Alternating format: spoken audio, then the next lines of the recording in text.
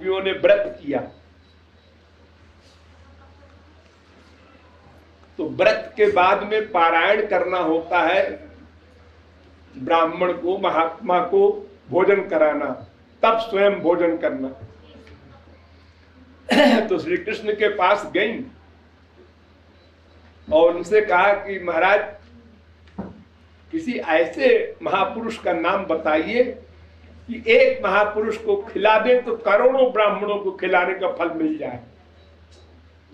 एक महापुरुष के खिलाने का फल करोड़ों ब्राह्मणों के खिलाने के बराबर हो जाता है। तो उन्होंने कहा, भाई हमारे गुरु जी हैं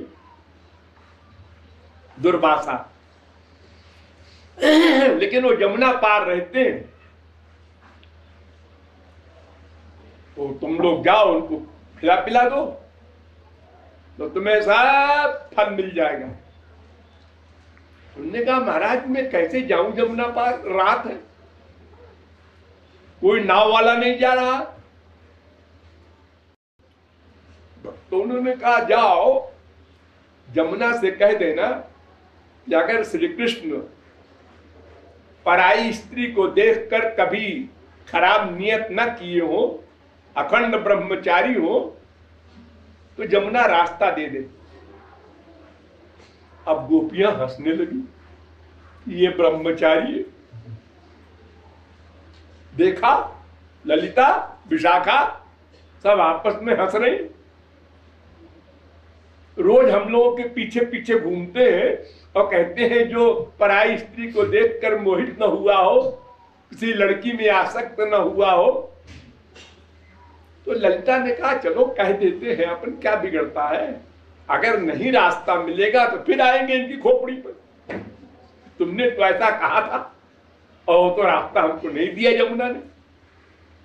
गई सब और कहा, यमुना मैया अगर श्री कृष्ण अखंड ब्रह्मचारी हो तो हमको रास्ता दे दो। दे दिया रास्ता, फूल का रोड बन गया पानी के ऊपर। गोपियों ने कहा, आश्चर्य, यमुना भी मिली हुई है इनसे।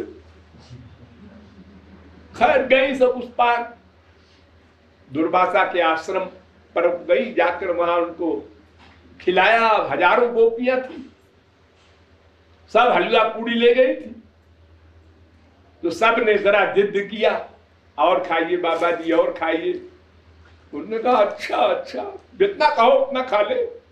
और खाइए और खाइए। वो सब खा गए, हजारों क्विंटल सब हलवा पूड़ी, बस यूं मुंह में डाला, अंदर गया, खत्म, चबाना उबाना नहीं। सब गोपियों को खुशी हुई कि हमारी चीज भी खाया। उसने कहा, हमारा भी बनाया हुआ हलवा खाया। अब लौटना था, तो जाते समय तो श्री कृष्ण की बात कह दिया, रास्ता मिल गया। अब लौटे कैसे? तो दुर्वासा से कहा कि गुरुजी, हमको वापस जाना है और नाव वाव है नहीं, और हमारे पति लोग, बाप लोग, दोनों प्रकार की कन्याएं भी गई थी। श्री कृष्ण हमारे पति बन जाए इस भावना से व्रत किया था, और विवाहिता भी गई थी। तो हमको बाहर अब कैसे जाए हम यमुना पार?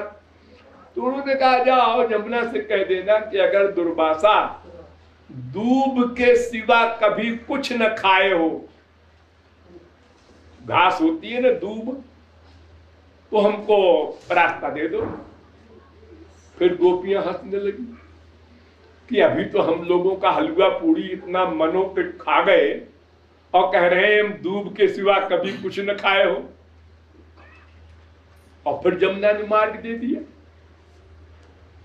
तो फिर श्री कृष्ण के पास गए। अब डबल डाउट खोपड़ी में भर गया, जैसे गुरु वैसे चेला। दुर्वासा भी पक्के झूठे, और श्री कृष्ण भी झूठे, और यमुना भी झूठी, सब झूठे हैं। तो जाके गोपियों ने श्री कृष्ण से कहा, उन्होंने समझाया कि देखो, भगवान और महापुरुष योग माया से कार्य करते हैं, तो वो कार्य तो दिखाई पड़ता है कि माया का कर रहे हैं, लेकिन वो भीतर से सही रहते हैं, वो अपने आनंद में रहते हैं। एक्टिंग करते हैं जरूर, हलवा खाया हाँ वाह वाह बड़ा अच्छा है, पूड़ी खाया हाँ वाह वाह वाह, ये सब एक्टिंग करेंगे, लेकिन उनको हलवा पूड़ी का रस जो संसारी आदमी को मिलता है वो उनको नहीं मिलता। उनको दिव्य आनंद मिलता है सदा, हर वस्तु में।